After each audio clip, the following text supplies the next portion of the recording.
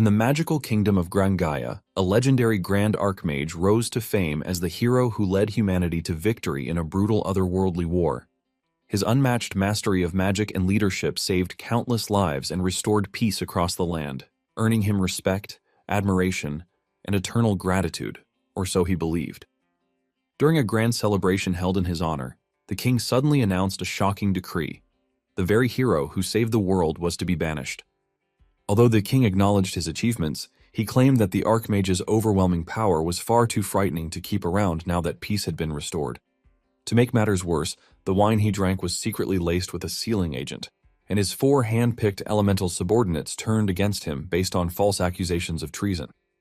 Moments before death, he cast a secret reincarnation spell and awakens 3,000 years later in a modern hospital. When he gets up on his feet, he realizes that he has woken up in the body of a high school student, Shiobana Asuma, and this comes as a shock since the dude has the same name as him.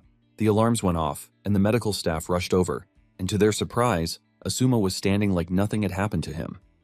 They consider this a miracle, since he is supposed to be in a vegetative state with no hope. The doctor rushes over to tap him on the shoulder, but Asuma is lost in thought. He realizes that the reincarnation spell must have worked, since he is alive and well.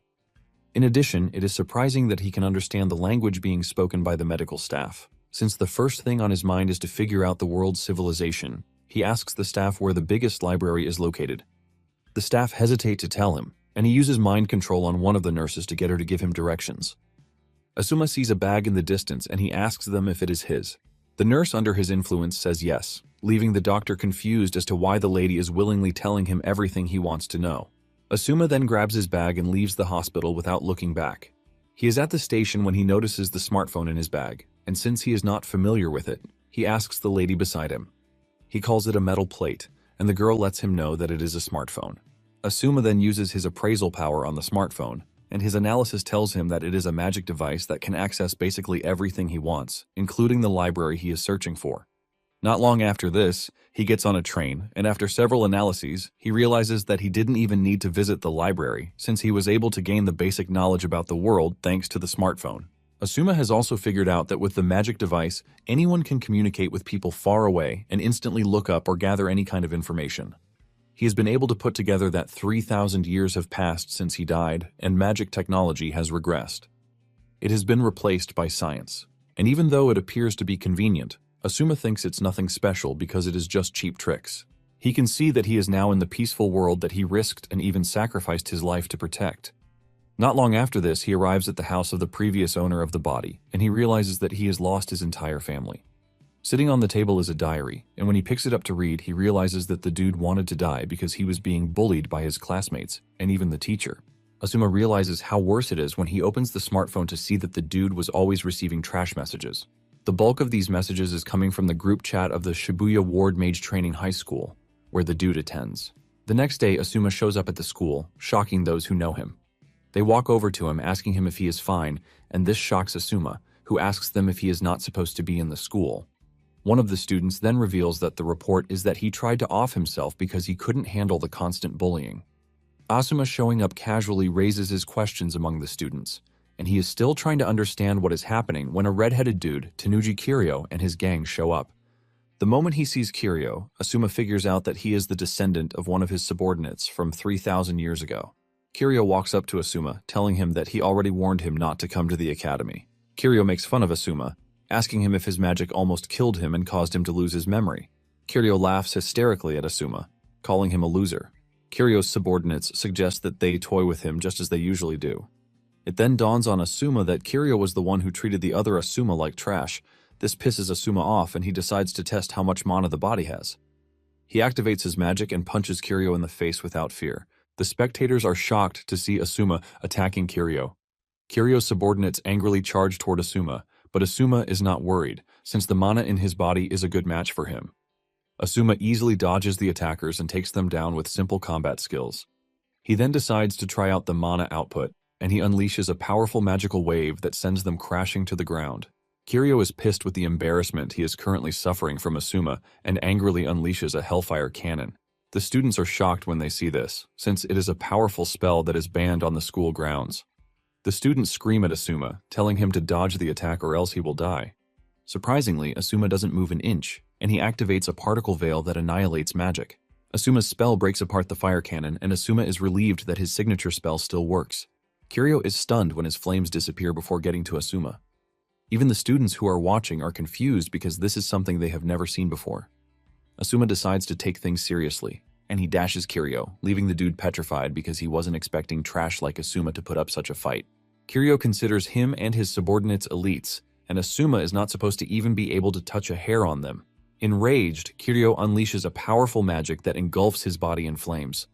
Asuma recognizes the magic from the ancient era and realizes that he has awakened his potential because he is pissed. With his entire body going up in flames, he goes after Asuma, but before he makes his move, Asuma meets him halfway with a punch to the tummy. This sends a wave of pain through his body, and Asuma caps it off with a painful flick to the head, which sends him flying. By the time everything settles down, Kiryu and his guys are all lying on the ground, writhing in pain. The other students are stunned and horrified at the same time. Asuma, on the other hand, is analyzing the structure of his body, and he realizes that the latent mana is amazing, but it lacks the stamina to keep up. Later on, Asuma sits in class alongside the other students, and he promises himself that he is not going to allow a repeat of what happened in the past. In addition, he has no intention of forgiving the descendants of those who betrayed him. Just then, he spots a weird device on the table, and he asks the girl beside him what it is. The girl, Shinomiya Lily, reveals that it is a device that lets one activate modern magic at high speed, and it is called a smart rod. Asuma then realizes that modern magic is basically a blend of science and magic.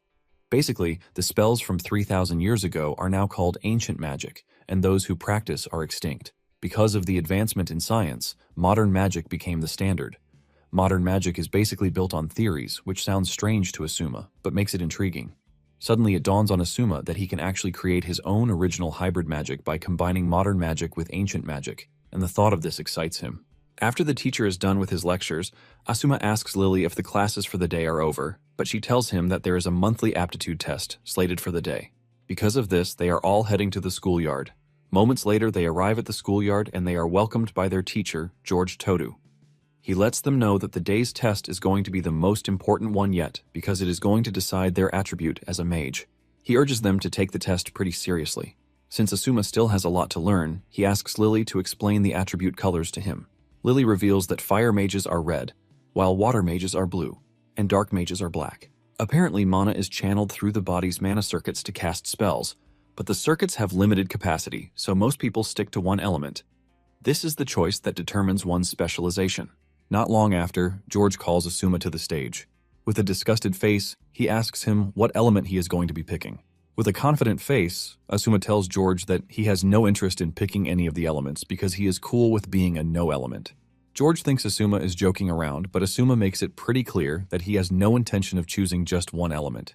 This pisses George off because he believes that Asuma is mocking him. The other students are surprised because Asuma is choosing to be a NEET. They can't believe that he is intentionally choosing a disadvantageous element. This is Asuma's first time being called a NEET, and he figures out that it is what they call a colorless mage in the modern era. However, he is not worried because they are all getting it wrong. Taking a biased growth path is basically stupid because staying colorless is the only way to fully use one's mana to the fullest. George starts complaining, asking why someone as trashy as Asuma is even enrolled in the academy. George threatens to beat Asuma up just as he regularly does. Asuma then figures out that George is the teacher who is always picking on the former Asuma. George tells Asuma that there is zero potential for colorless mages, but Asuma disagrees, saying NEETs are the strongest. Since George doesn't want to believe it, Asuma suggests that they test the theory with a mock battle. Asuma is prepared to show George that NEETs are the strongest, but this pisses the teacher off. He cannot believe that Asuma is seriously challenging him to a fight, and because of this, he informs the students that there has been a change in plans. He lets them know that the aptitude test for the day will include a mock battle with no restrictions. Lily freaks out when she hears that George is not adding any restrictions to the duel, since George is the strongest in the entire faculty. Before the fight starts, George tells Asuma not to blame him for whatever happens during their fight. Asuma casually tells George that he should be worried about himself instead. The match begins, and George unleashes 2 smart rods, claiming that he is the only one in the academy who can handle multiple elements. He combines 2 strikes, the modern magic brace bomb and thunder lance. Everyone believes Asuma is done for, as the attacks move directly toward him, but to their greatest surprise, he casually blocks the attack with a barrier spell. George watches in horror because what is happening right in front of him is nothing short of impossible. George hurls another wave of attack at Asuma, but he still blocks it effortlessly. This shocks George and even the students who are watching. George continues throwing all the attacks that he can, but Asuma slowly walks up to him while parrying all of his attacks. George starts to panic and he screams at Asuma, telling him not to come any closer. Asuma confidently walks up to him and he crushes his smart rod before placing his hand on his shoulder and unleashing a painful attack on him. Asuma tells George to confess everything he did to everyone, or else he is going to turn him into dust. Realizing that Asuma is not bluffing with his threat, George starts to confess. He reveals that he always looked the other way when Kiryu and his gang were bullying Asuma. Even when Asuma confided in him, he still beat him up for it. The students are horrified and disappointed when they hear this, and they quickly rush over to get the headmaster. George crashes to his knees, and Asuma looks down on him while asking him how he feels about losing to a colorless mage. Because of the fight against George, Asuma becomes a scary force in class because he now looks like a completely different person. After the class for the day, Asuma turns to Lily again to talk to her, shocking the girl. Asuma thanks Lily for her help earlier on, and Lily's face turns red from extreme blushing. Asuma makes it even worse for Lily by going close to her and asking her if she is willing to go out with him. Lily's entire world goes into shock when she hears this. With her face totally red, she subtly agrees to go out with him. However, reality soon dawns on her when she realizes that Asuma means something else. He only wants her to show him around the school and the important places that he needs to know. After showing him around, Asuma thanks her for her help, and she feels like a total idiot for getting her hopes up. She fails to bottle in her emotions, and she starts to rage until Asuma asks her what the problem is.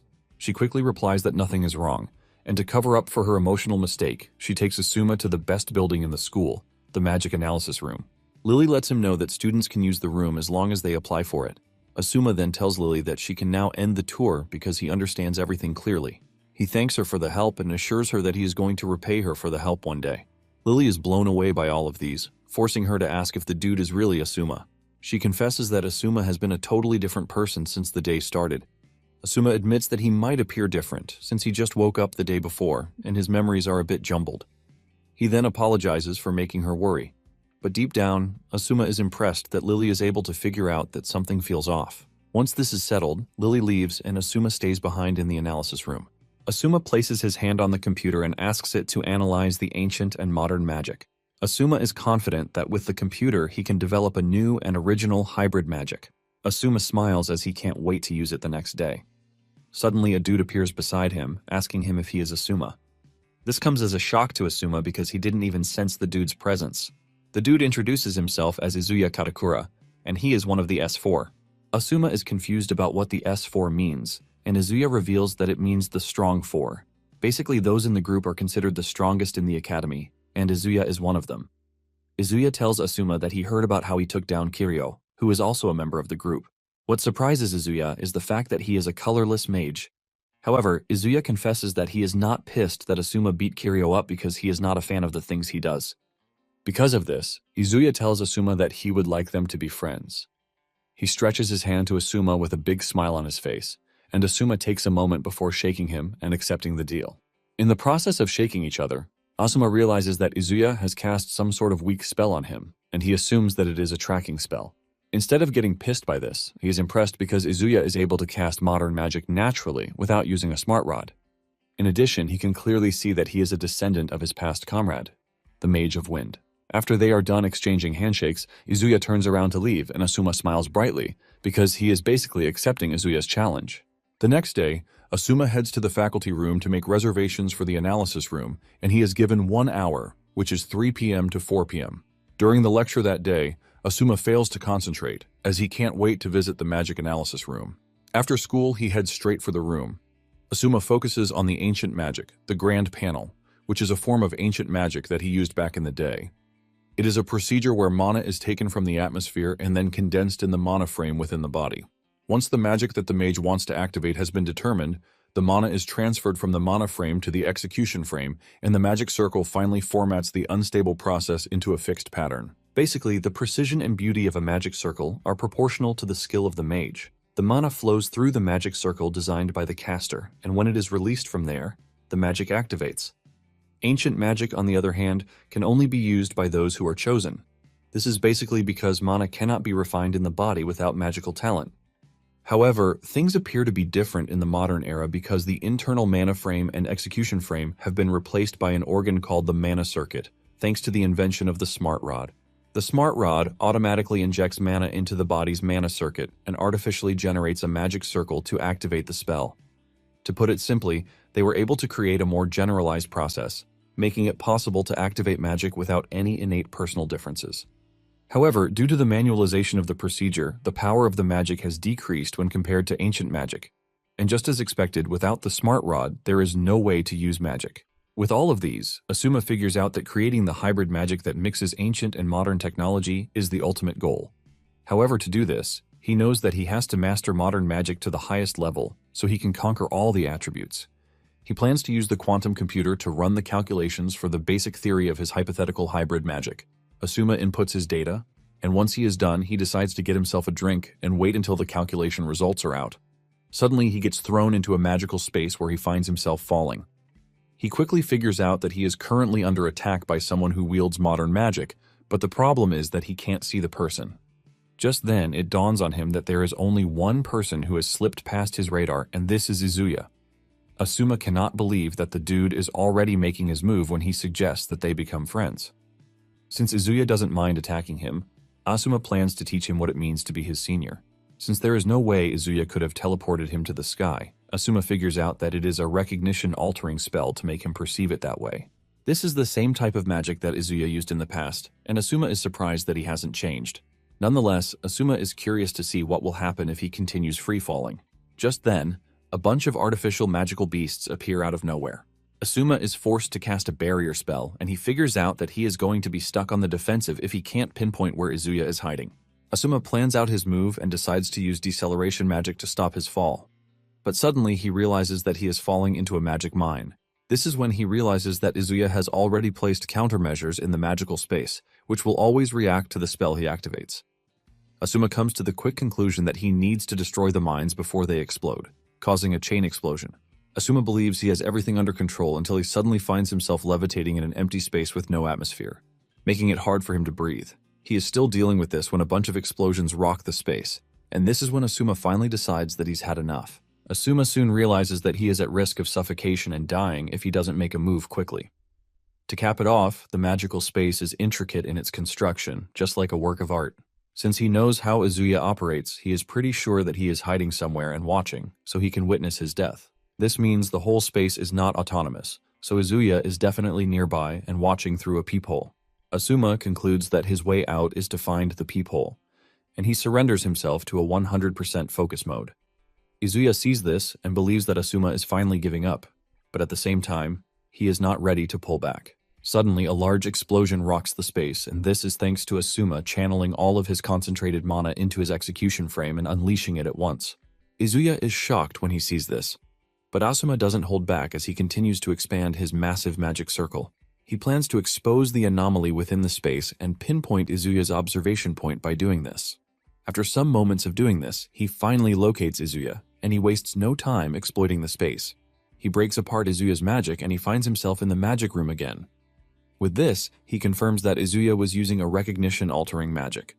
Asuma then leaves the room to find Izuya where he is sitting. Asuma walks up to him, asking him why he would want to harm him when he told him earlier that he would like them to get along. Izuya jumps up excitedly, telling Asuma that he is everything he imagined him to be. Izuya talks about how easy it was for Asuma to break through the illusion magic and cast levitation magic without a chant. Izuya tells Asuma that he is an incredible person for being able to do this. Izuya continues dancing around as he compares Asuma's technique to the best art in the world. He tells Asuma that he is incredible, and he would like to understand his magic circuits.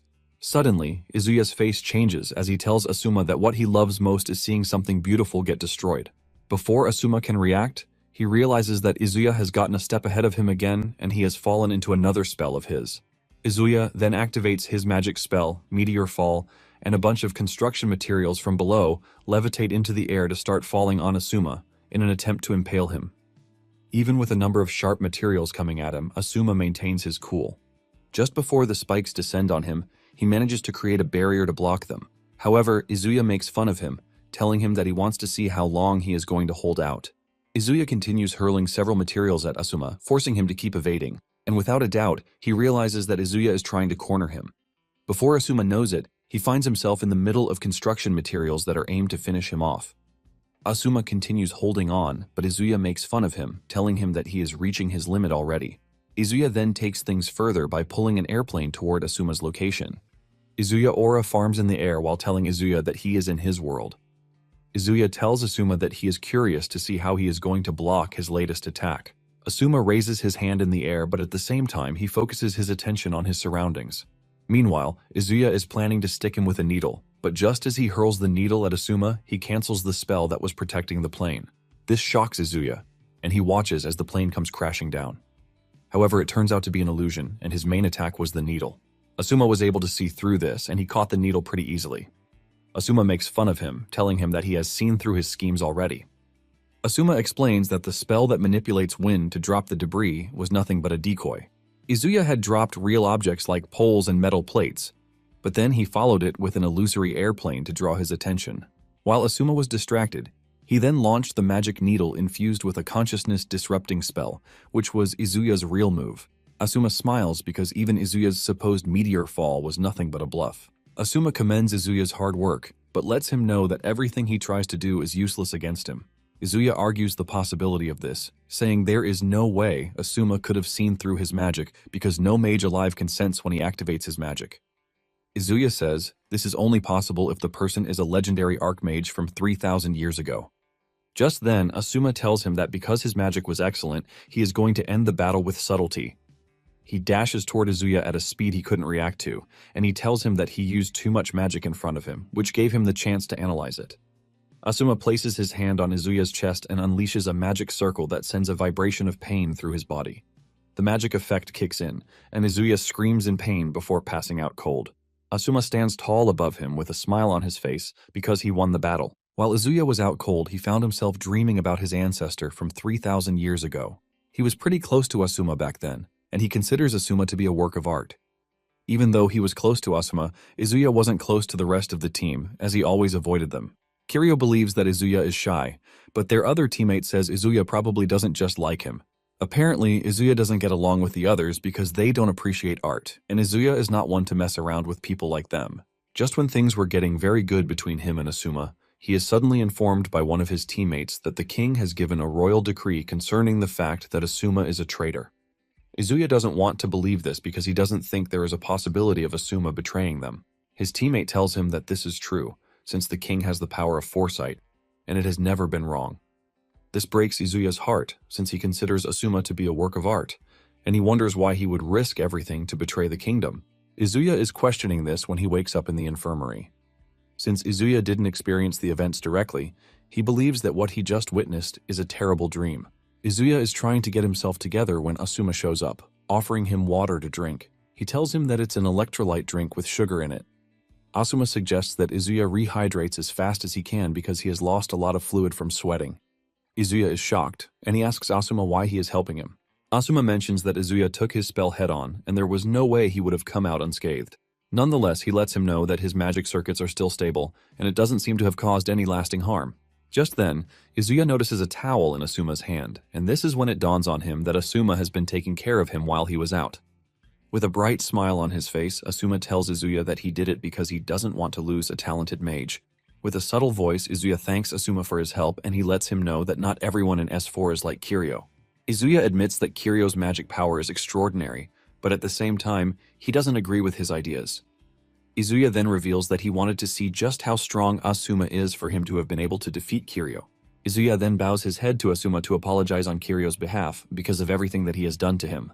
Asuma smiles, and he tells Izuya that he doesn't seem like a bad person. He then tells Izuya that he is just going to forget that he ambushed him. However, in exchange for this, he wants them to make a deal.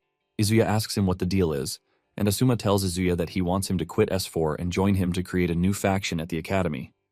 Asuma is ready to take this risk of recruiting him, since he doesn't have his memories from 3,000 years ago. Asuma has already figured out that he is going to need allies if he's going to achieve anything in this current era. Asuma lets Izuya know that he is counting on him to walk with him toward the future that he is aiming for.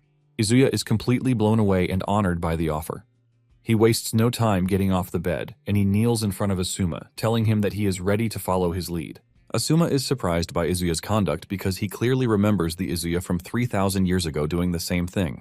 Just then, Asuma lets the nurse know that he can see her peeking from behind the door. The lady quickly steps out, saying she didn't mean to. Since he is done with Izuya, Asuma prepares to leave. Before leaving, he gives the nurse a chart that analyzes Izuya's magic circuit. Asuma tells her that she can use this as a reference, and the moment she stares into the chart, she almost loses her mind. She can't believe just how insanely detailed the chart is.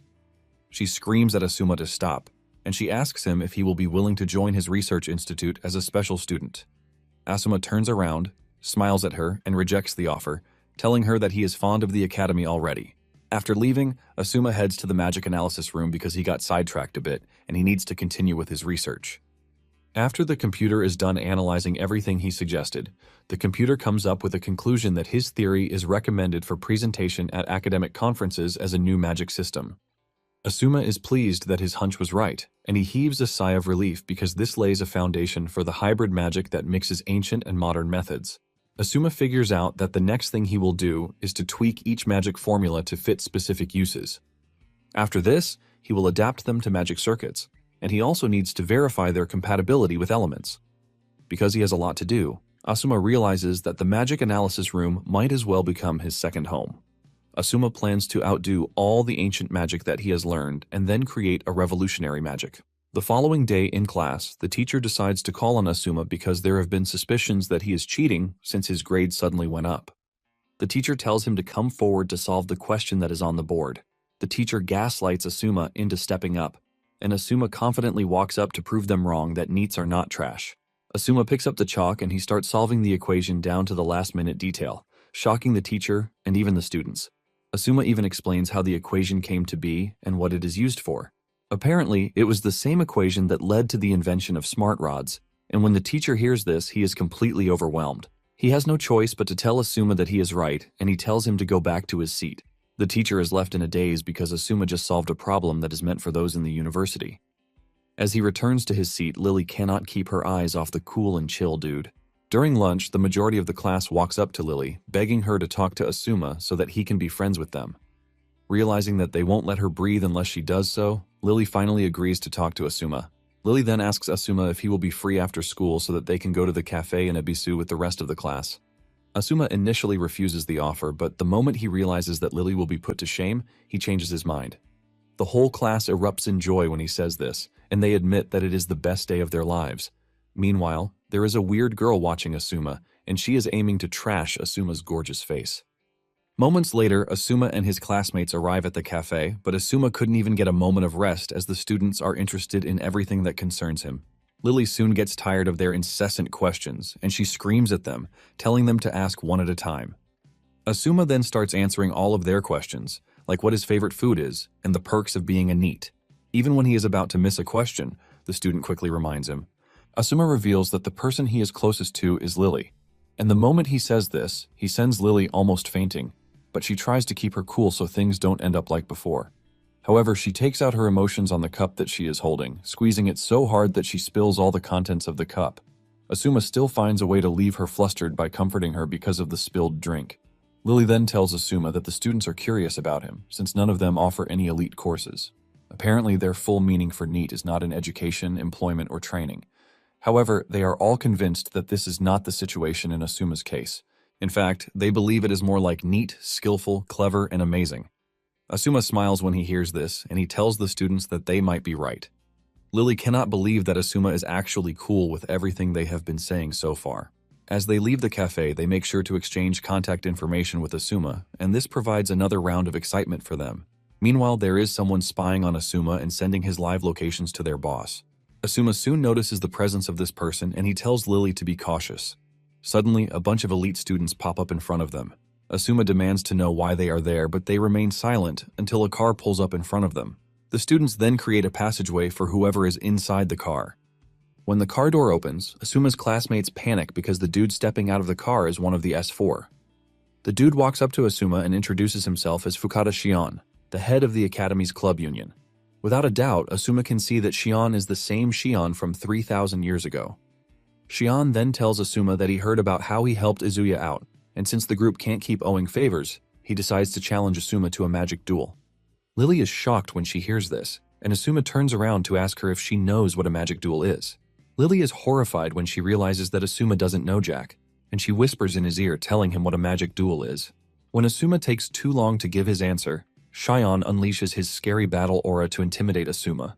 Asuma analyzes the aura and realizes that it is a fighting spirit, which is aimed at him and the rest of his classmates. Asuma realizes that Shion is willing to take hostages as long as he gets him to accept the duel. Since this provides a field of entertainment for Asuma too, he decides to accept the duel. The moment he agrees to the duel, Shion sheathes his sword and he tells Asuma that the duel will take place the next morning at the Academy's central arena. Asuma smiles because he is not worried a bit, and he is prepared to show Shion why he is much better than him. Later on, Asuma finds himself in a lucid dream, and from inside the dream, he is able to dive into his subconscious and hidden thoughts. Asuma considers a big opportunity to dig into the original owner of the body. He remembers that when he reincarnated, there was a small amount of unused mana that remained inside his body's magic circuits. Since he hasn't touched it, he believes that he can read the original owner's thoughts if he looks through it. He also believes that there is going to be a remnant of past Asuma inside his thoughts. To do this, he figures out that he needs to use magic to extract his spirit, but he remembers that there is no ancient magic for this. Being the genius that he is, he decides to make one for it. He jumps on the idea and he starts putting together everything that should make it work, and he does this. He smiles because he is literally creating new magic inside a mental space. Asuma is confident that he is going to be the only one who will do this in history. Just as expected, Asuma is able to pull it off and draws out the body's thoughts. The young Asuma freaks out when he sees a carbon copy of himself standing in front of him, and he demands to know where he is. However, his head starts banging and he crashes to his knees in pain. Asuma figures out that the memory synchronization between the young Asuma and the body has started. All the memories start flooding in, and Asuma realizes that he tried to off himself in his room, which is why he ends up losing consciousness. After this, he landed in the hospital and fell into a coma from which he was not supposed to wake up. He asks Asuma if everything he just saw is correct, and Asuma says yes. He lets him know that he is currently borrowing his body, and he apologizes for this. However, the young dude doesn't mind, since he would have remained in a coma if not for him. The young Asuma then asks Asuma why someone from 3,000 years ago reincarnated into his body. Asuma took his time to explain, and when he did, young Asuma almost lost his mind. Asuma also added the story of how Kiryu and the teacher were bullying him. However, Asuma has defeated them already and has taken down other strong opponents too. Asuma reveals that he is doing all of these to protect their body. Young Asuma freaks out when he realizes that he would have become a mini celebrity at the school. However, he doesn't think this is a problem for him anymore, since he is dead already. Young Asuma then reveals that he finally remembers how it all happened. When he was in a coma, a meteor shower passed close by, and the meteors were being sucked into a massive black hole. However, inside the black hole is a speck of light that caught his eye. He narrates that the light was flickering as if it was struggling, and he decided to take the place of the light. Young Asuma dived in, and he kept falling. He realized that he was someone who wanted to die, but lived, while old Asuma was someone who wanted to live, but ended up dying. Young Asuma smiles, saying it probably happened the way it was supposed to. However, old Asuma disagrees, saying they are two souls sharing a body, and neither of them can exist as Asuma on their own. With confidence, Asuma tells young Asuma that they are currently in their story, and he promises to make his dream come true. Young Asuma smiles, and tears drop from his eyes when he hears this. He and old Asuma share a handshake, and he thanks him for the help. Young Asuma tells old Asuma that he is satisfied with the fact that he is trying to help him fulfill his wish. Young Asuma then asks old Asuma if there is anything he can do to help, and old Asuma tells young Asuma about his experience at the cafe. He tells young Asuma that Lily was yelling some sort of weird incantation, like all you, changed to white mocha. This has left old Asuma confused, and he asks young Asuma if he can translate this for him. Young Asuma laughs when he hears this, and he tells old Asuma that he doesn't mind helping, but just then his body starts to fade, telling them that their time is up. Young Asuma then thanks old Asuma for bringing him back. Before disappearing, he tells old Asuma that he is going to continue taking a peek at their story. When Asuma wakes up, he knows that young Asuma is nothing but a lingering thought, but at the same time, he wants to fulfill all of his wishes. Meanwhile, at Shion's residence, he is seen sitting in front of a giant crystal known as Wurtzite nitride orichalcum, which is mined only in the mountains owned by the Fukada family for generations. It is basically the hardest metal on the planet, and after Shion is done meditating, he slices the metal into shreds with his sword. Just then, the weird girl, who was stalking Asuma earlier, shows up at Shion's training ground. It turns out that she is also one of the S4, and she is Mizuhara Miyune. Miyune is impressed at just how effective Shion's sword is because it is able to cut through the material like it is nothing. Shion then tells Miyune that he has already watched the video she sent to him, and he is surprised that Izuya and Kiryu lost the way they did. Shion mentions that he might be in the S4 just for the sake of it, but at the same time he held Izuya and Kiryu in high regard. He considers them the embodiments of the Academy's prestige, and because of this, he has no intention of showing mercy to whoever threatens the Academy's prestige. Miyune agrees with him, telling him that if he underestimates Asuma because he is a NEET, he is only going to regret it, just like Izuya and Kiryu did. Shion then whips out his sword and he swears by the moon in the sky that he is going to defeat Asuma. He says he doesn't care if anything happens to Asuma because the Academy's authority is far greater than a human life. Miyune is happy to hear this and she urges Shion to smash Asuma's pretty face. Miyune then asks him if he has intentions of bringing out his secret weapon during the fight, but Shion says no, believing that the fight is not going to warrant him doing that. He believes that his familiarity is enough for the battle, and just like that, the day for the duel arrives, and Asuma is excited about the whole thing. Talking about the magic duel, it is a sanctioned battle between students, which is based on the use of magic. Apparently, the students in the institution are ranked based on the outcome of a magic duel, and just as usual, the rankings go from FS. High-ranking students are granted various privileges within the academy, which makes it sweeter. While in the arena's waiting room, this is everything that Asuma learned from Lily. Lily believes that Asuma must have heard of it before, since it is common knowledge to everyone who is a student. However, Asuma lets her know that it is his first time hearing of it, and he thanks her for telling him. Lily is surprised to hear this, and she assumes that Asuma is still suffering from the entire memory confusion thing. Because of this, she makes it her will to support him. Suddenly, it dawns on her that she is actually in Asuma's waiting room, and she starts fantasizing just as she always does. It takes Asuma's voice calling out to her to get her out of the fantasy zone that she found herself in. Asuma then shows her two ties, black and white, asking her which one looks better. Lily picks the black one, and Asuma thanks her for her help. Asuma then asks Lily if he's going to get more time in the magic analysis room if he manages to increase his rank, and Lily says yes. Lily cannot believe that the magic analysis room is Asuma's concern out of all of his worries.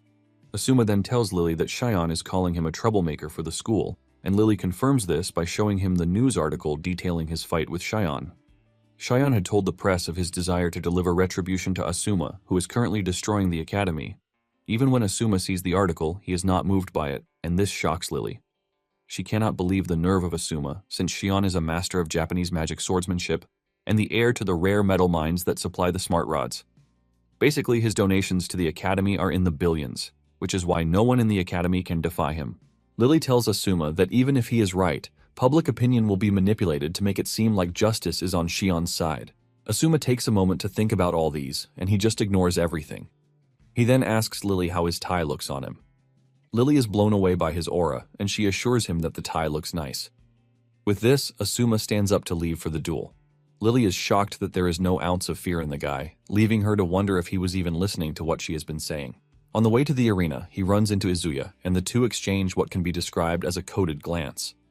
Meanwhile, Shion has arrived at the arena, and the elites are cheering for him, telling him to trash Asuma and finish him off. Not long after this, Asuma shows up too. Shion commends him for not running away, and Asuma appreciates the gesture. Out of nowhere, Shion asks Asuma who he is. This question shocks Asuma, who believes that Shion has seen through him that he is a reincarnated being. Shion tells Asuma that he is taking the match seriously because Asuma was able to defeat Kiryu and Izuya, which are definitely not flukes. This is exactly why he is asking Asuma who he is, and he accompanies the question with an overwhelming battle aura. Asuma doesn't even flinch amidst all the intimidation, and he simply tells Shion that he is Asuma. Shion is impressed that Asuma didn't even flinch when he tried to overwhelm him with his battle aura, and he lets him know that he has no intention of underestimating him. Shion tells him that he is going to face him with everything he has and crush him with all of his might. Asuma smiles when he hears this, telling Shion that this is exactly what he was hoping for, and he assures him that he is not going to hold back either. Just as the referee is about to start the match, Shion tells him to wait. Shion then tells Asuma that he is prepared to show him mercy because it is customary for the noble Fukada family. Shion tells Asuma that if he submits his letter of withdrawal at that instant, he is willing to let him off with a loss by default. And this way, Asuma would not get hurt, but it would be a shame that the students that have gathered would have came for nothing. Shion asks Asuma what his decision is, and Asuma turns to the referee to ask him something too. Asuma asks Shion how his rank would be if he wins the match. The referee reveals that Shion is currently an S-rank student, while Asuma is an F-rank. This means Asuma will shoot up to A rank if he manages to win the duel. After hearing this, Asuma turns to Shion and tells him that he will be willing to back down from the match if he is willing to raise his rank from F to S. Asuma caps it off by telling Shion that he will also avoid getting hurt if they do it that way. The moment he says this, Shion's rage overwhelms the entire room. Shion tells Asuma that it has been a long time since someone stepped out of their way in front of him. Because of how rude Asuma is, Shion assures him that he is not going to forgive him even if he begs or cries. In fact, he is ready to beat Asuma to a complete pulp. Asuma taunts him further by telling him to come at him by all means. Shion angrily tells the referee to start the match, and since Shion is his subordinate's reincarnation from the past, Asuma knows he can't hold back and risks losing. Asuma plans to go with the full power of the ancient magic right from the start. Asuma unveils his magic circle, shocking the whole room, since they have not seen a magic circle like that of Asuma before. Asuma then hurls a magic blast at Shion, but before it can get to him, it is intercepted. It turns out that Shion is using an auto-intercept earth attribute magic. Asuma is not surprised because this was how his previous self was moving too. Shion then tells Asuma that his magic of unknown origin is not going to work on him. Shion grabs his sword, telling Asuma that he is prepared to end the fight with one swing. Asuma is blown away by the sword, since it is acting both as a smart rod and a physical blade. Asuma watches Shion cook up his attack, and he figures out what Shion's counter strategy is. Asuma is impressed, and he prepares to be the one to break Shion's impenetrable space. To Shion, Asuma is an irregular mutation who appeared out of nowhere. He sees him as a filthy nuisance who disturbs the harmony of the school, which is why he can't have this. Shion is confident that Asuma doesn't have what it takes to block his attack, and even the students are all hyped to see Shion's finishing move. To make it worse for Asuma, he finds himself trapped by Shion's magic to prevent him from escaping. The moment Shion knows that Asuma is trapped, he makes his move. Myun watches in awe, wondering what Asuma is going to do because Shion's slash can cut down even the hardest material on the planet. As the slash travels toward Asuma, he takes off his tie, saying he is done playing nice. He then casts a hardening spell on the tie, turning it into a rock-solid material. With this, he blocks Shion's attack and even shatters it. This shocks Shion and everyone in the room, since Asuma blocked Shion's deadly technique with just a tie. Shion also activates a vanishing magic to dissipate the restriction magic that was holding him in place. Once he is free, Asuma vanishes, sending chills down Shion's spine. Meanwhile, Asuma is preparing for a counterattack, and Shion is panicking at the mere thought of this. Realizing that Asuma is nowhere to be found, Shion reinforces his absolute space in preparation for an attack. Asuma suddenly appears behind him, and just as he is about to land his strike, the auto-intercept system comes into play again. A giant hand emerges from beneath and blocks Asuma's attack, giving Shion all the time he needs to send a slash in Asuma's way. However, Asuma manages to dodge the strike, and he throws away his sword before going after Shion. Shion believes that Asuma is setting himself up for death with what he is doing. However, Asuma shocks him by keeping his particle dissipation spell on. This dissolves everything that might block Asuma's path as he makes his way to Shion. Just as he reaches Shion, he whips out another sword and swings it hard at Shion. Lily is shocked when she sees this, and she realizes that Asuma kept the second tie too. Shion finds himself struggling against Asuma's overwhelming strength, but Asuma commends him for holding on, since he planned to end the fight in just a strike. Shion also admits that Asuma is the first to get close to his domain, and because of this, he plans to unveil his secret sword technique for the first time. Just then, Shion unleashes his magic sword, the hazy full moon, which emits a bright light. Asuma fails to stop it, and Shion gets a direct thrust to his chest. Myun smiles because this is a sword technique that combines disrupting magic sword with a piercing magic sword, and it is something even she cannot dodge. The hit goes directly into his chest, sending a wave of atomic damage into Asuma's body. Asuma loses mobility and crashes to the ground, leaving Lily screaming out in pain and despair. With Asuma unresponsive, Shion is worried that Asuma is dead because he put too much power into the strike. Shion tells the referee to check on Asuma, and he rushes over to do so. Shion is already prepared to accept the punishment for Asuma's death, under the guise that it was a mistake. Suddenly, Asuma stands back on his feet like a zombie, and he looks terrifying in the process too. Shion is stunned because Asuma shouldn't be able to withstand the secret technique of his magic swordsmanship. Asuma then tells Shion that he was wrong from the start, since he believed he was giving it his all, but he was subconsciously looking down on Shion. However, now that he is back, Asuma is ready to get serious with him. Asuma walks towards Shion, and he panics as he prepares to use his secret sword technique again. Asuma knows that his body's mana is insane, but it lacks issues with stamina. He figures out that the damage he took from Shion earlier on was deadly, and to avoid dragging things further, he plans to finish the fight early. Asuma plans to compress the mana within the magic circuits to the threshold limit so he can temporarily enhance physical abilities. Even though it was his first time doing it, he was able to pull it off easily with his body glowing really hard. Asuma is thankful that he is going up against a strong opponent because this has made him dive into construction and experimentation right on the battlefield. While Asuma is thinking about all of this, Shion sees it as an opening to attack him. Shion plans to land the finishing blow, but before he can do that, Asuma appears behind him. Shion is stunned by just how fast the dude is, leaving him to wonder just how a human is able to achieve this kind of speed. Nonetheless, he believes that he still has a secret weapon and he unleashes his familiar. His familiar emerges from underneath to grab Asuma's legs. Shion laughs at Asuma because he believes that he has successfully restrained Asuma's movements. However, Asuma shocked him by dragging out the familiar with just one hand. Asuma hurls it into the distance like it is paper before finishing it off with a magic spell, shocking the whole room. Asuma tells Shion that his option to use automatic interception is now gone, since he has taken down his familiar. Shion trembles when he sees this, and Asuma walks toward him, telling him that it is over. Shion cannot believe what is unfolding right in front of him, since he is supposed to be the top Japanese swordsman.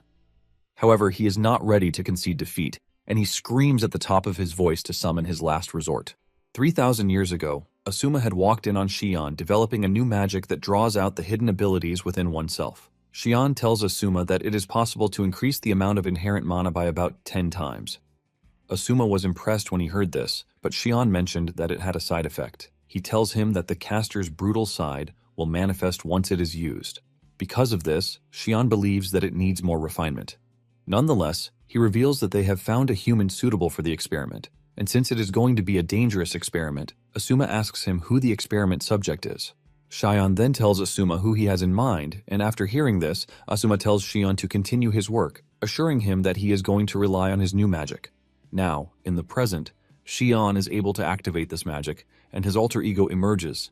He dives toward Asuma like a maniac, ready to slice him to pieces. Even Asuma can see that the dude has become insanely fast by boosting his magic circuit and dramatically improving his physical abilities. Shion's insane speed forces Asuma to keep jumping backwards, and Shion makes fun of him, telling him to stop running. With Shion's destructive ability going rampage, Asuma can see that he has been able to awaken his potential from 3,000 years ago. He figures out that the others also did the same when they found themselves in an extreme state. Nonetheless, Asuma doesn't think Shion still poses a threat to him. Not long after this, Shion corners Asuma, which has been his game plan from the start. Asuma is impressed that even in his crazy state, he is still calculating his moves. Shion is glad that everything worked out, and he tells Asuma that he is coming after him with his final secret technique. This is a technique that fires tens of the one-hit kill magic sword, Hazy New Moon. Asuma is worried because he doesn't know if he can even take the damage from the technique head-on. Even with the danger facing him, Asuma still thinks he is on top. Asuma then figures out that he has to intercept Shion's secret technique. With this, Asuma constructs a magic circle to intercept Shion's barrage of attacks. The magic circle forms a giant three-dimensional lens, and Shion's first attack touches the giant lens positioned by Asuma. In addition to the analytical skill that Shion infused in the magic circle, he added a novel arrangement to it.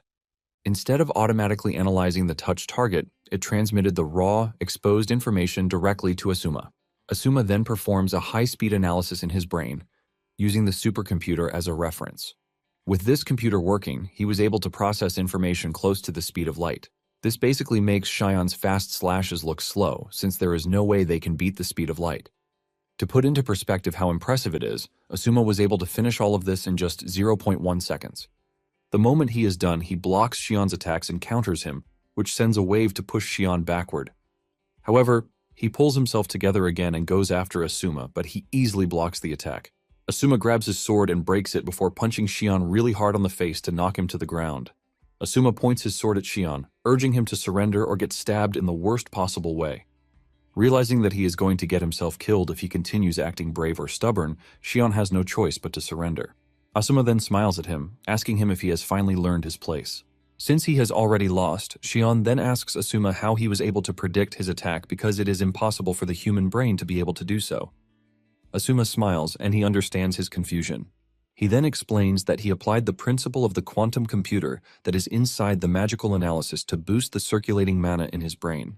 Shion is surprised when he hears this, and Asuma says science actually works well with ancient magic. However, Asuma lets him know that he was able to develop these countermeasures thanks to Izuya. Before coming to the fight, Izuya had told Asuma that Shion possesses an aggressive alternate personality. He informs him that he has a gentle, normal personality and another one, which is aggressive. He urged Asuma not to let his guard down until he had defeated the alter ego. Shion refuses to believe that there is a possibility of an ordinary mage being able to do this, and Asuma smiles at him, telling him that he is not an ordinary mage because he is a grand mage. Meanwhile, the students have erupted in joy as they celebrate Asuma's win, and Lily couldn't be prouder in the stands. After the battle, the news of a colorless defeat of Shion spreads widely, and they know that this is something that will remain in the books for generations to come. Asuma was also given his reward for defeating Shion, and he was promoted to A rank, which has some added perks to it, like a longer period of time in the magic analysis room.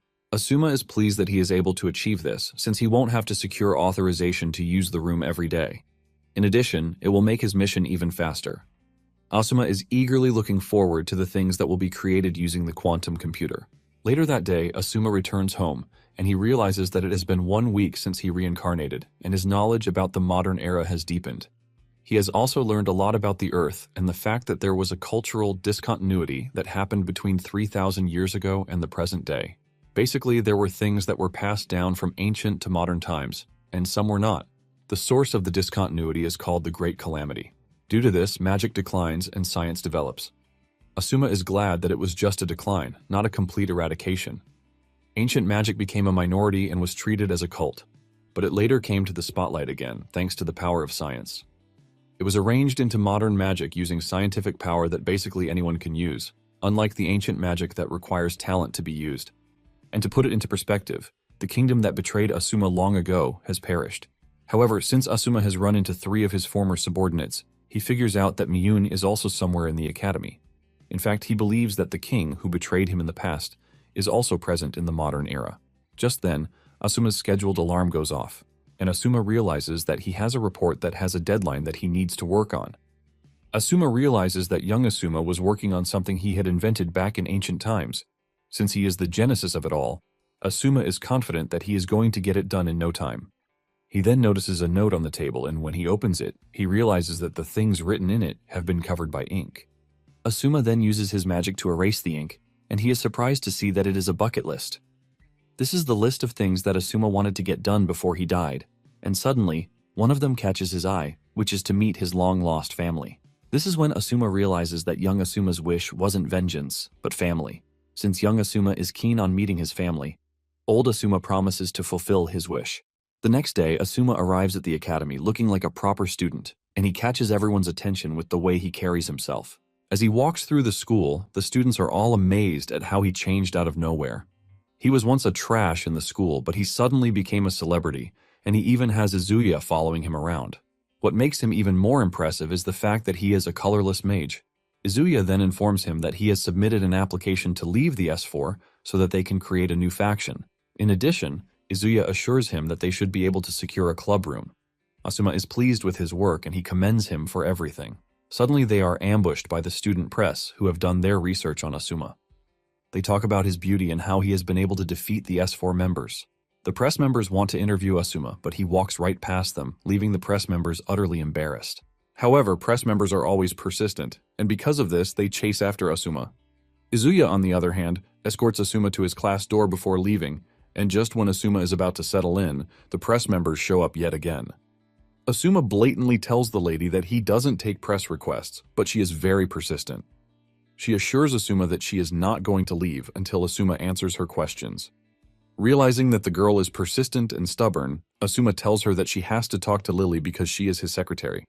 Lily is shocked when she hears this.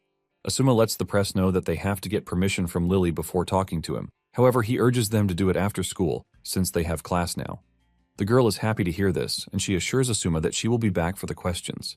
After she is gone, Asuma whispers in Lily's ear, telling her that he is definitely going to repay her for her efforts. Not long after this, the teacher enters the class. Asuma, on the other hand, is busy thinking about how his life has been since he became famous. He figures out that he has to secure a secret place where he can live peacefully. Meanwhile, Lily is blown away by just how dependent Asuma has been on her. This leaves her fantasizing about who Asuma's lover is yet again. Later on, Asuma continues his usual student life and he participates in a swimming competition where he comes first. What makes his win very impressive is the fact that he didn't even use magic, and he was able to set a new record of 35 seconds. Asuma can also see that he is getting really used to the body, but at the same time, he knows he can't show his strength too much because he is going to stand out. Asuma can only pray that Izuya's application for the club room becomes successful. After leaving the pool, he heads to the bathroom to wash off. Since the swimming lesson is the last class for the day, he thinks of stopping at the magic analysis room after he is done talking to Izuya. Suddenly, he notices a strange figure in front of him, which turns out to be a girl. Before he knows what is going on, the girl walks over and turns out to be Mune, and she tells Asuma that she wants to know him deeper. Asuma immediately becomes cautious because he can see that the person in front of him is not an ordinary person. Asuma tries to play it cool, telling Mune that she is currently in the men's bathroom. However, Mune argues that she is in the right place.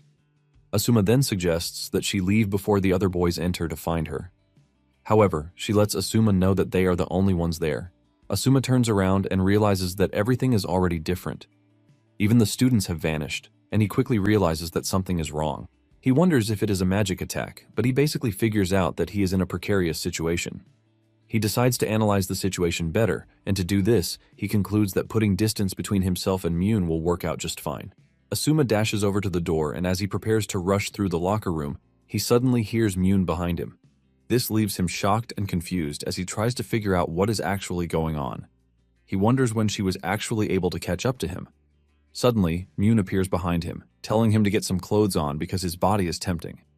Asuma ignores her and focuses on trying to understand what is actually happening.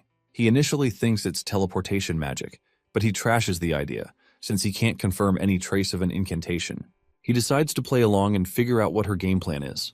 While putting on her clothes, Mune notices that Asuma is standing cautiously, and she urges him to stay calm, because if she wanted to hurt him, she would have. She tells Asuma that she just wants him to know everything about her before he makes his decision. Asuma is confused by this, since he doesn't know what she means by knowing everything. After making sure she has sent enough fear into his body, Mune finally introduces herself, telling Asuma that she is an idol with over 3 million followers. She introduces herself in the most fashionable way, but this doesn't get a reaction out of Asuma, who just stares at her blandly. Deep down, he is trying to figure out her moves because he is familiar with her moves from 3,000 years ago. Asuma knows how dangerous it is for him if he is unable to figure out Mune's secret. Since he doesn't notice any sign of ancient magic, he wonders if she was able to acquire a new magic after she resurrected. Mune soon notices how tense Asuma is and she decides to tell him about herself. This is basically the reason she wanted to be alone with him. Mune starts by citing examples of animals like praying mantises that always eat their male counterparts. She mentions that there are many creatures in the world that eat their male counterparts, and she considers this a useless and dumb behavior. Mune then reveals she, on the other hand, wants to be dominated and consumed by a superior male. However, she doesn't want a weak male because she wants to be dominated by a strong man who can surpass her. She mentions that she can smell the superior odor coming from Asuma, who was able to defeat the other 3 members of the S4. Out of nowhere, she adds that Asuma is a sadist. Asuma is shocked when he hears this because he doesn't know what is giving her such an idea. Mune believes that they are a match, and this is why she wants to test out his strength. She unleashes a slash very close to Asuma that cuts his hair. This sends a chill down his spine because he knows that he would have died, since he couldn't sense the slash.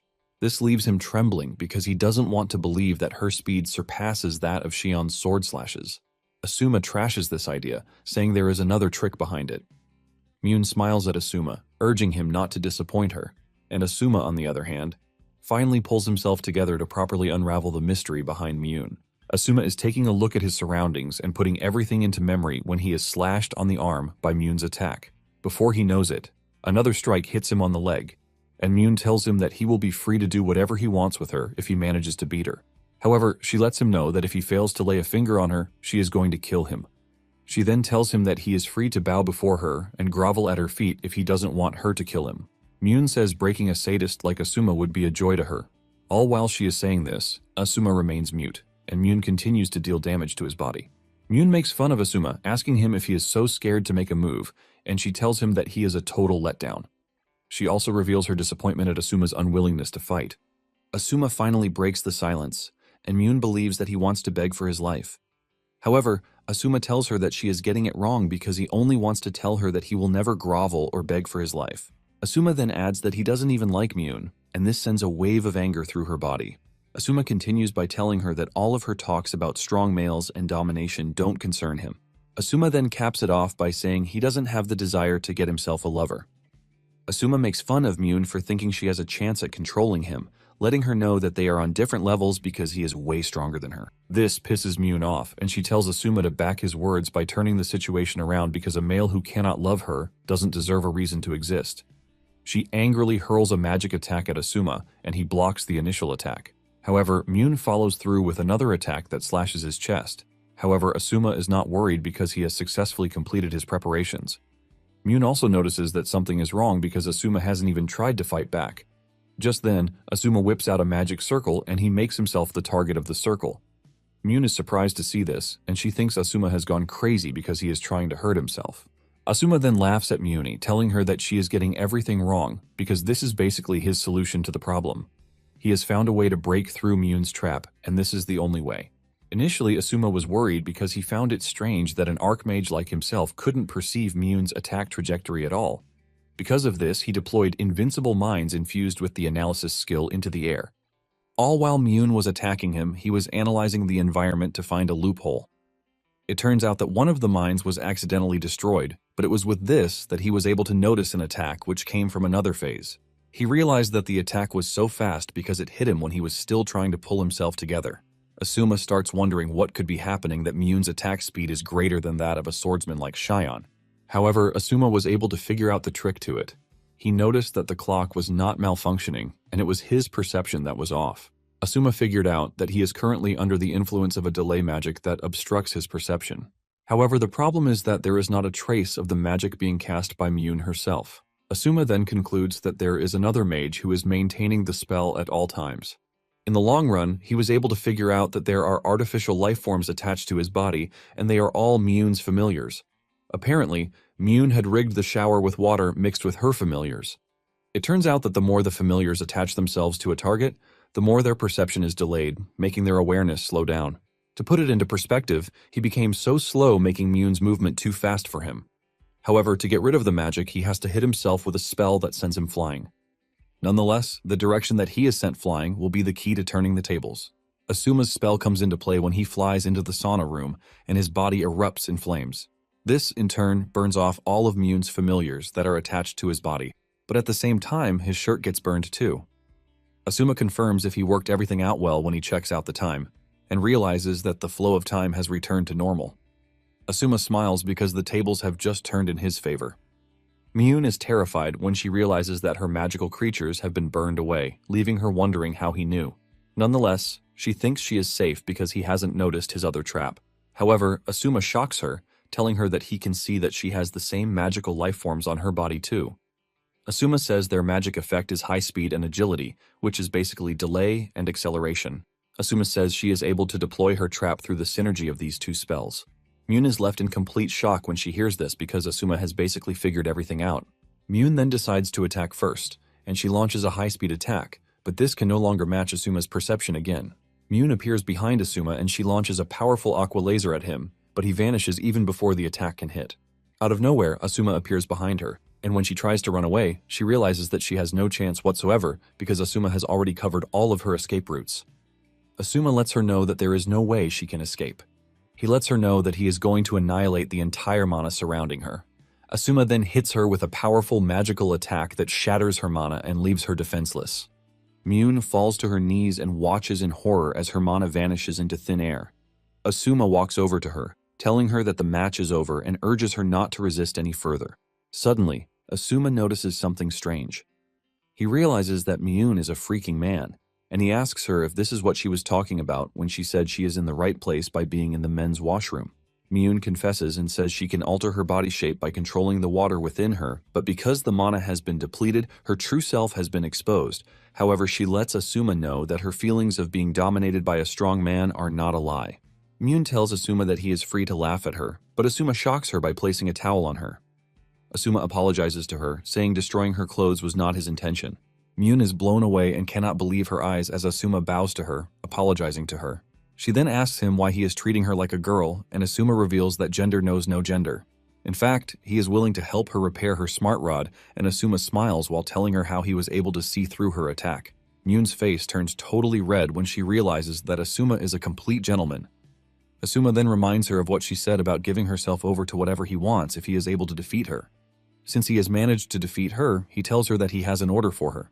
Asuma says he has things that he wishes to accomplish at the academy, and he needs her talent for magic design because it is exceptional. Asuma then makes his wishes clear. He tells Myun that he wants her to leave the S4 and join his faction. Myun then reminds Asuma that he said he didn't like her. Asuma confirms this, saying he actually doesn't like her, but he likes the fact that she is reckless. However, he doesn't dislike her either, and this statement leaves Myun totally red-faced.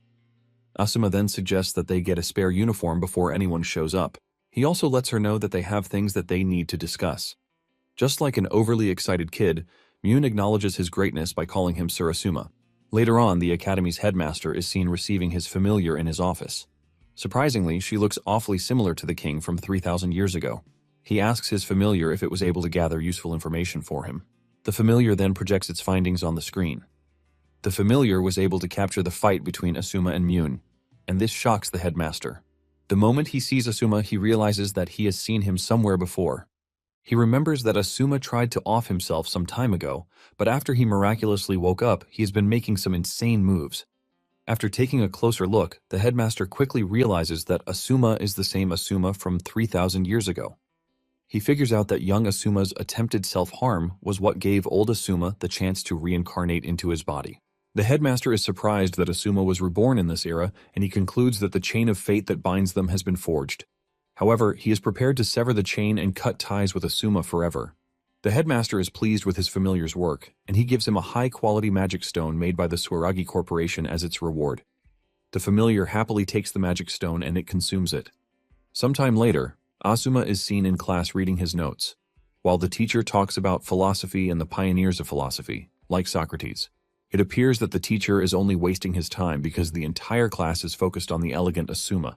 At the same time, Lily gets a message from the press club telling her that they are going to interview Asuma that very day, no matter what happens.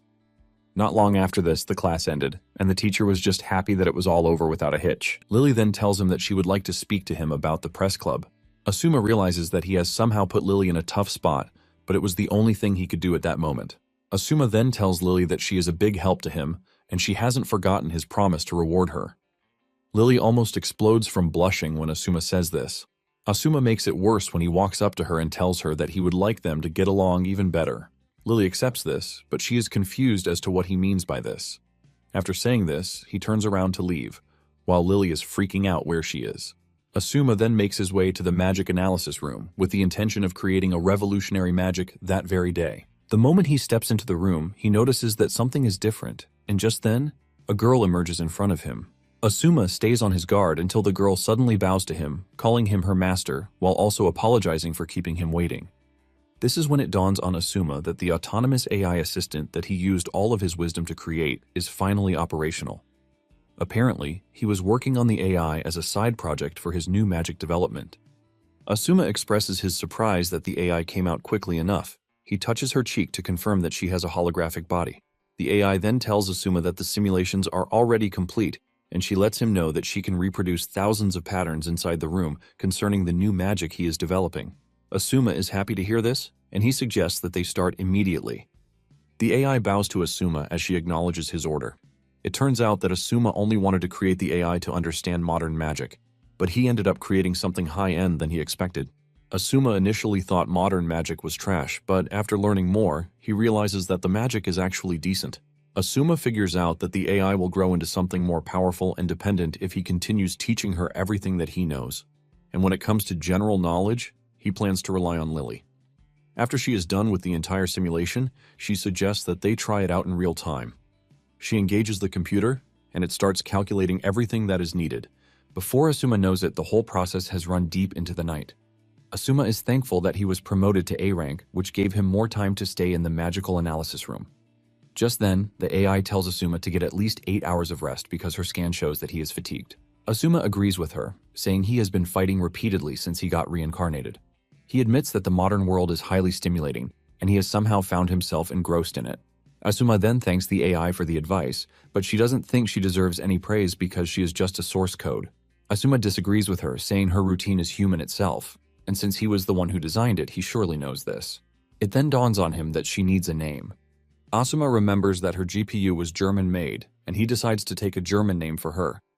After thinking over it for a minute, he settles for Val, and Val humbly accepts the name. She even blushes, and when Asuma sees this, he points out that this is part of what makes her human. Moments later, Val tells him that the simulation is almost complete, and with the way Asuma is looking at it, it appears that it is going to work. Just then, an emergency message comes in for Asuma. Asuma asks Val who the sender is, and he is shocked when he learns that it is the Academy's headmaster. The headmaster tells Asuma to come to the headmaster's office immediately, and this leaves Asuma wondering why he has been summoned. Since it is the headmaster, he figures out that he can't ignore the summons. Asuma then tells Val to continue with the simulation.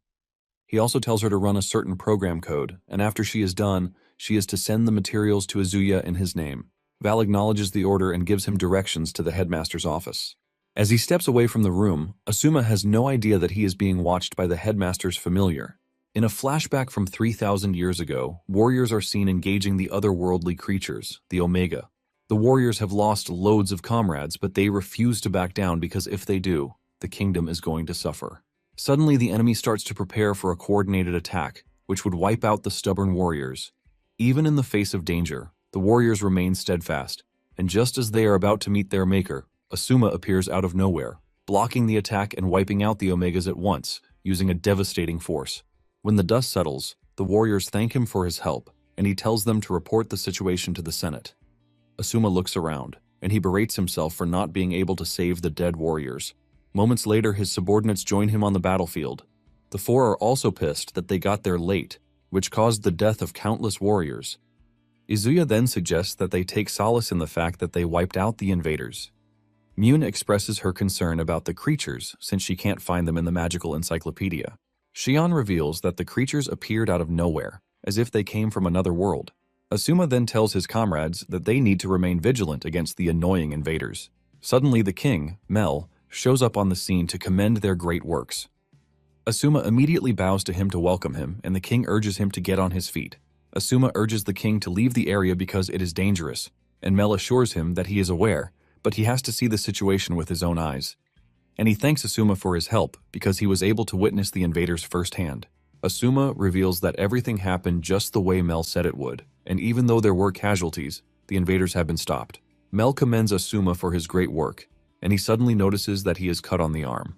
Asuma tells him not to worry about it because it is just a scratch, but Mel ignores him. He tears a section of his robe and uses this to wrap his arm, shocking Asuma. Mel tells Asuma that since he has no powers, aside from his foresight, helping Asuma is not a big deal to him. Mel mentions that it is his job to protect the people of the kingdom with his power.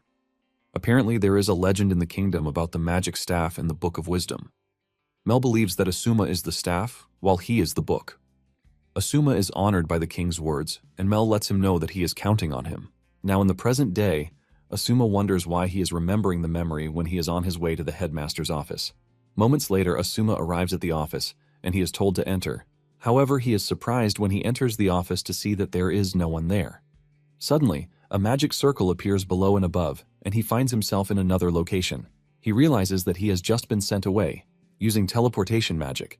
He is still trying to understand his situation when he sees the headmaster's familiar staring at him in the distance. This is when it finally dawns on Asuma that he has fallen into a trap.